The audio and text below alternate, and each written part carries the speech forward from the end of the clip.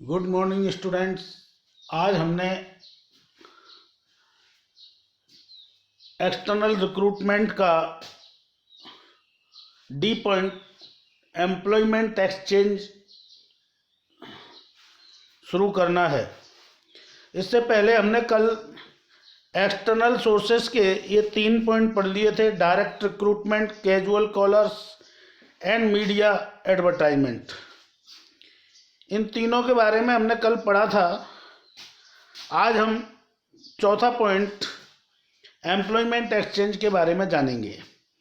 इसमें क्या होता है, कोई भी ऑर्गेनाइजेशन अपनी जो वैकेंट पोस्ट हैं उनका पूरा जो है ब्यौरा एम्प्लॉयमेंट एक्सचेंज के पास भेजता है।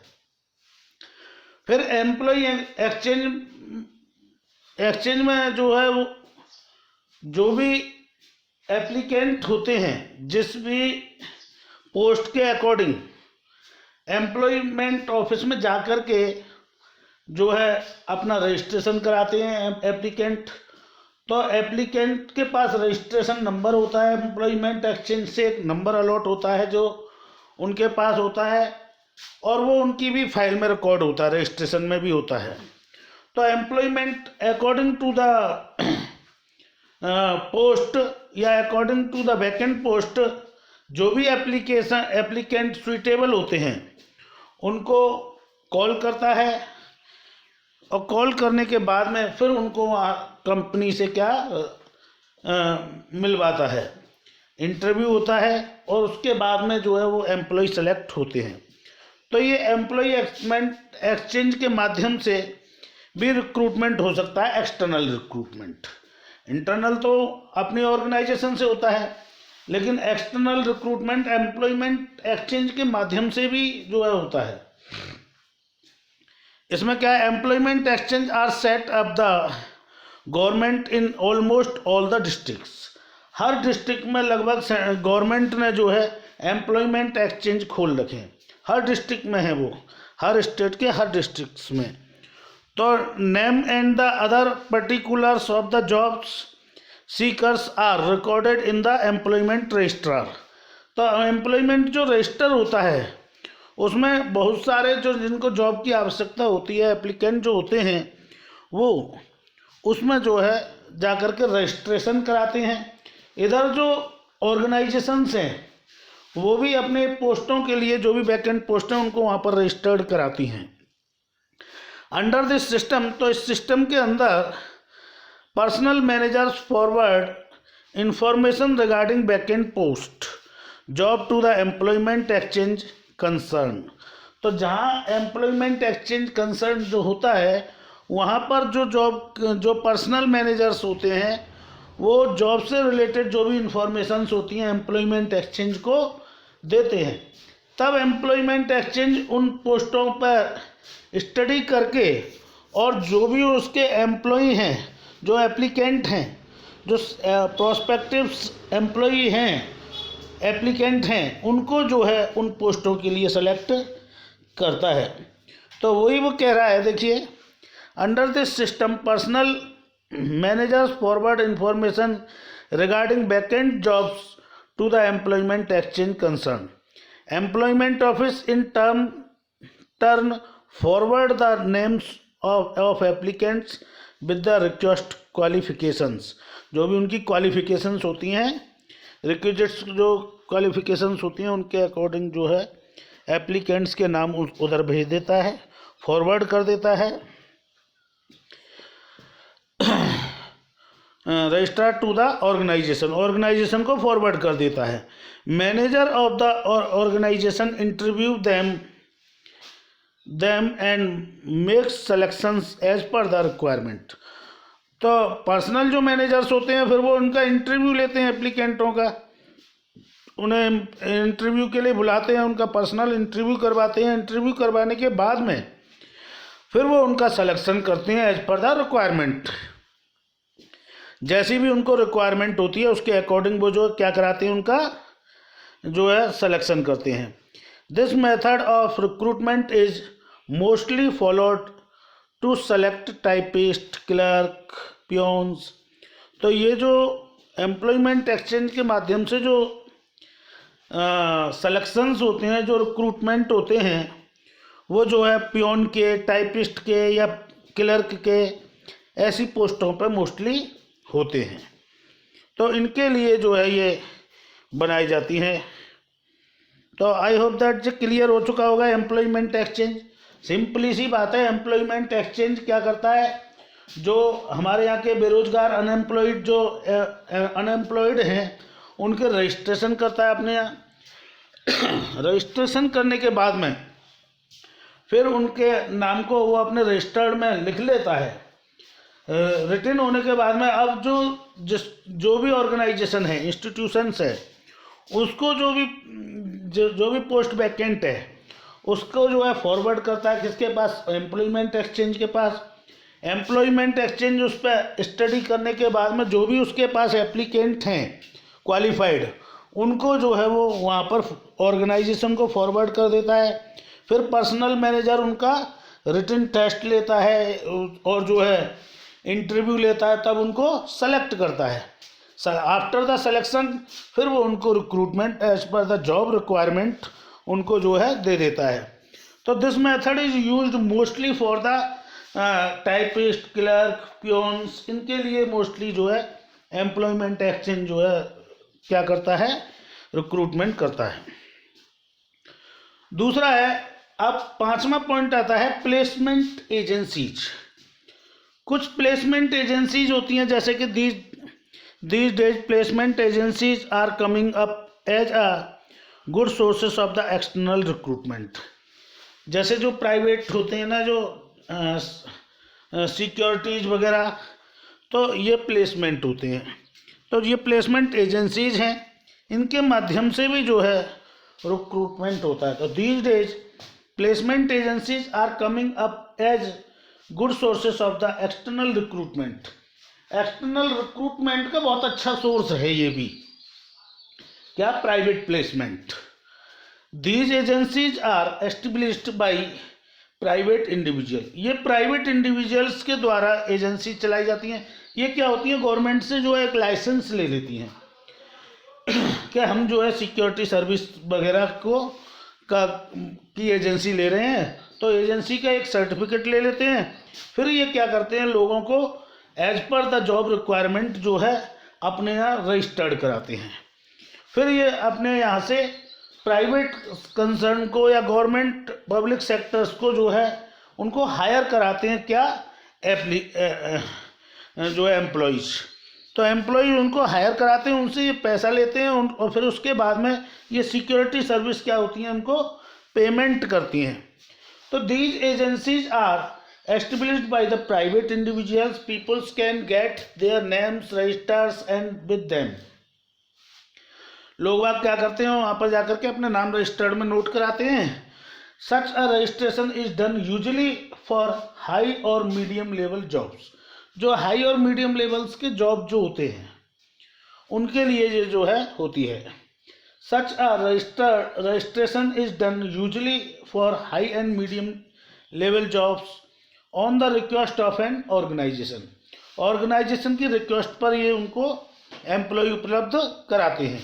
These agencies do the whole jobs of recruitment on behalf of the organisation. Organisation की बिहाफ पर सारे वर्क को ये एजेंसियां कंप्लीट करवाती हैं अपने एम्प्लॉयों के माध्यम से। आपने बीपीओ पढ़ा होगा, business process organisation, just like that the private placement agencies. तो बीपीओ दो तरह की होती हैं, एक केपीओ, एक बीपीओ, नॉलेज प्रोसेस आउटसोर्सिंग, ऐसे करके ये प्लेसमेंट एजेंसीज का ही वर्क होता है। These agencies do the whole job of recruitment on behalf of the organisation. Organisation की बिहाफ पर जो है ये सारे वर्क को करती है। They get their fees for rendering this service from the organisation. Organisation से ये जो सर्विस प्रोवाइड कर रही हैं प्राइवेट ऑर्गेनाइजेशंस को, उनसे जो है फीस कलेक्ट करती है, उनसे रेमुनरेशन कलेक्ट करती है उन लोगों का। They get their fees for rendering this service from the organisation. they are helpful in establishing a balance between the demand and supply to the employees on the national level. जैसे भी organisation को ज़रूरत हो तो उनको जैसे भी work की आवश्यकता हो, अकॉर्डिंग टू द वर्क ये जो है बैलेंस बनाए रखते हैं एम्प्लॉयज़ का। तो इस तरीके से प्लेसमेंट एजेंसीज हैं। इसके बाद में नेक्स्ट आता है बच्चों, डी और ई हो गया। एफ, मैनेजमेंट कंसल्टेंट्स और हेड हंटर्स। मैनेजमेंट कंसल्टेंट से भी जो है सर्विस रिक्वायर्ड होती है, सर्विस जो है एप्लीकेशन मतलब रिक्रूटमेंट होता है। These days management consultants are available in the market. Market में बहुत सारे मैनेजमेंट कंसल्टेंट उपलब्ध हैं, जगह जगह उनकी जो है शॉप्स वगैरह है, ठीक है ना। तो उनके माध्यम से भी हम एम्प्लॉयज़ को हायर कर सकते हैं, एक ऑर्गेनाइजेशन रिक्रूटमेंट कर सकती है। दीज फर्म आर एक्सपर्ट, ये एक्सपर्ट होती हैं in the recruitment of the managerial staff. Managerial staff को जो है रिक्रूट करने के लिए ये एक्सपर्ट संस्थाएं होती हैं। In case of the vacant managerial post in an organisation their help can be sought. और ये ऑर्गेनाइजेशन को हेल्प प्रोवाइड करती हैं fulfil of the vacant post को फुलफिल करने के लिए। This firm are already to in contact, इन फर्मों से पहले से ही कॉन्टैक्ट में रहती हैं with the suitable candidate for the managerial post. Managerial post पर जो भी सुइटेबल कैंडिडेट है उनसे पहले से ही जो है कॉन्ट्रैक्ट में रहती हैं, उनसे कॉन्ट्रैक्ट बना करके रखती हैं। वेन एवर द डिमांड, जैसे ही डिमांड होती है उनकी, इज प्लेस्ड बिफोर देम, तो ये उस पर उसको उस जो है मैनेजरियल पोस्ट पर उसको नियुक्त करवा देते हैं। दे offer there candidates for such post, और कैंडिडेटों को इन पोस्ट पर जो है ऑफर भी प्रोवाइड कराते हैं। For rendering this service they get their fees for commission, और जब ये जो है इनको जो पोस्ट दिलाते हैं उसके लिए कुछ कमीशन फीस के रूप में वसूल करते हैं, लेते हैं, ठीक है। जो भी सर्विस प्रोवाइड करा रहे हैं उसके बदले में ये क्या करते हैं, उसके लिए कुछ कमीशंस लेते हैं, कुछ फीस लेते हैं, तब ये उसको जॉब प्रोवाइड कराते हैं। These firm also perform the job advertisement for recruitment when the request is made to them. इसके लिए वो जो है एडवर्टाइजमेंट भी करवाते हैं, तब जा कर के कहीं रिक्रूटमेंट की रिक्वेस्ट पूरी होती हैं। तो it is the F point. Next है कैंपस रिक्रूटमेंट। एक्सटर्नल रिक्रूटमेंट के अंतर्गत कैंपस रिक्रूटमेंट भी होता है। कैंपस रिक्रूटमेंट में हम क्या करते हैं, जो भी प्राइवेट इंस्टीट्यूशंस होते हैं या गवर्नमेंट के इंस्टीट्यूशंस होते हैं उसमें जा कर के हम जो है वहाँ के स्टूडेंट्स वगैरह को सेलेक्ट करते हैं। तो वही कह रहा है, it's refers to recruitment from educational institutions. हम एजुकेशनल इंस्टीट्यूशंस में जाते हैं, जा कर के फिर वहाँ पर लोगों को देखते हैं, मतलब जो भी स्टूडेंट्स हैं, जो भी एप्लीकेंट्स हैं, जिनको जॉब की रिक्वायरमेंट होती है, ठीक है ना। तो उनके लिए हम some big organisation remains to touch with the educational institutes with the purpose of the recruiting young talent people. तो जनरली क्या होते हैं, कुछ ऑर्गेनाइजेशन एजुकेशनल इंस्टीट्यूटों से कॉन्ट्रैक्ट कर लेते हैं, अटैचमेंट कर लेते हैं, किस लिए, रिक्रूटमेंट के पर्पस से, ताकि उनको जो है यंग टैलेंट जो है एम्प्लॉय मिल सके। मतलब जो यंग ब्लड है, जो इनोवेटिव माइंड के व्यक्ति हैं, वो उनको मिल सके।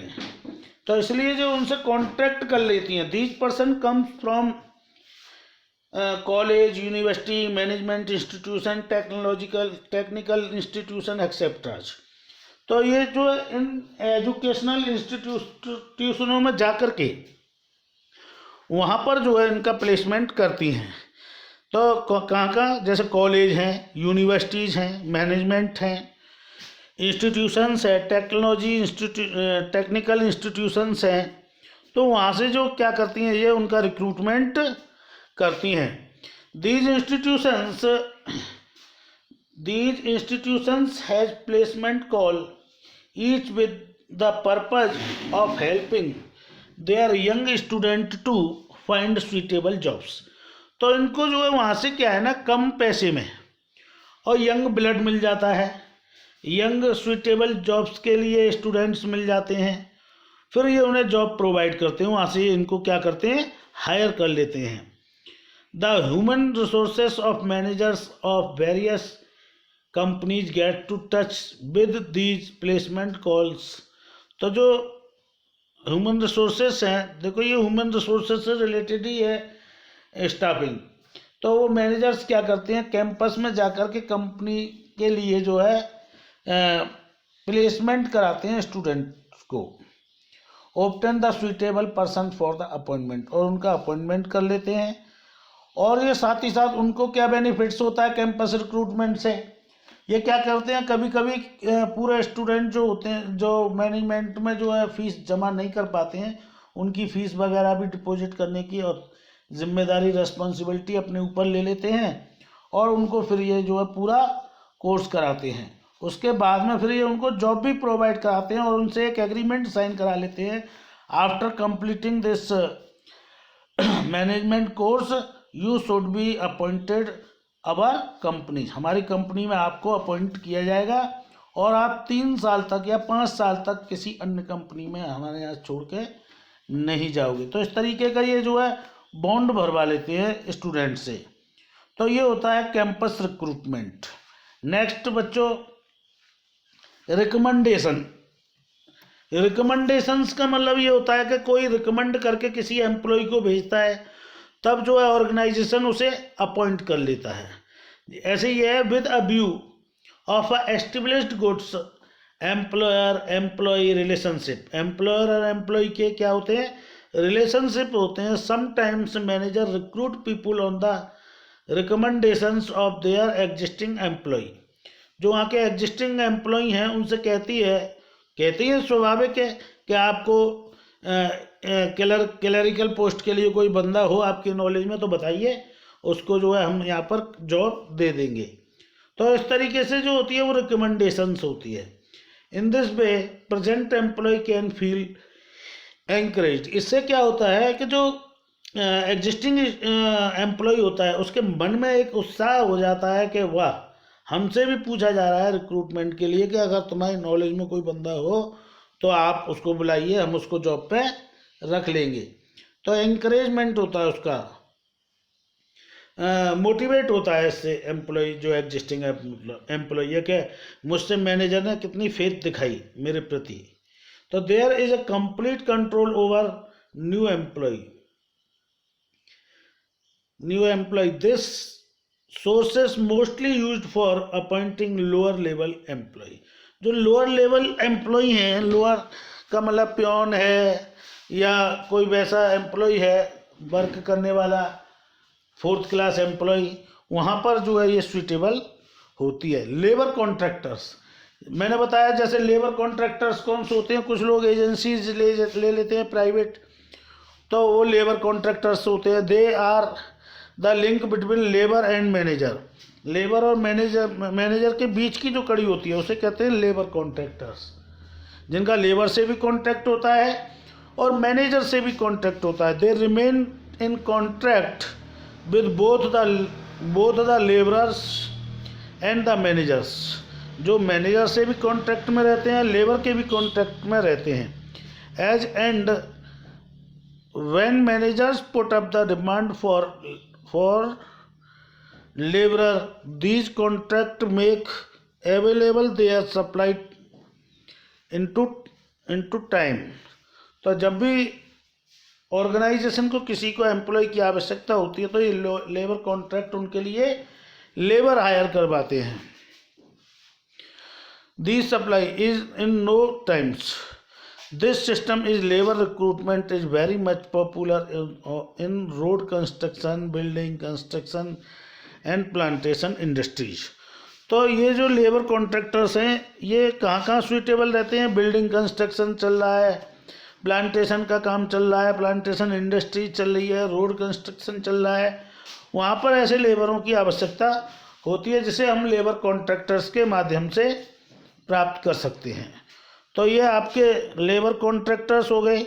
इसके बाद में बच्चों नेक्स्ट आती है टेलीकास्टिंग। टेलीकास्टिंग क्या होती है? Telecasting these days some big organisation give precedence to telecasting their job recruitment. During the course of the telecasting, information about vacant post, required qualification and experience, possible remuneration, and the special contractors special characteristics of the companies are displayed. ये क्या करती हैं? कोई भी recruitment करने के लिए जो है टेलीकास्ट के माध्यम से टीवी चैनल्स, न्यूज़पेपर्स या अन्य के माध्यम से जो है ये एडवर्टाइजमेंट करते हैं इसमें एक तरह से, जिसमें ये शो करते हैं किस किस को क्वालिफिकेशन क्या होनी चाहिए, एम्प्लॉय का एक्सपीरियंस कितना होना चाहिए, पॉसिबल रेमुनरेशन क्या है, एंड द स्पेशल कैरेक्टरिस्टिक्स। ये सारी बातें दी जा रहा था। All things are written in the telecasting. सारी चीज़ लिखी होती हैं और उससे बंदे क्या होते हैं? रिक्रूटमेंट के लिए तैयार होते हैं। Next web publishing.